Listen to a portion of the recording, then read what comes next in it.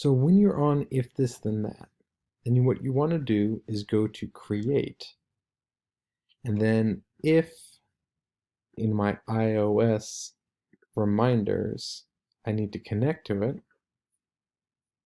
if I add any new reminder, any new reminder, that's fine.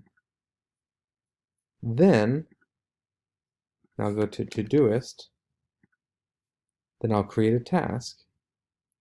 So it'll go into my inbox. Uh, I just want the content. I don't need the whole message with it. No, and the due date, always put today, so that way you can filter it. If it's for later, you can handle that. You can reorganize it.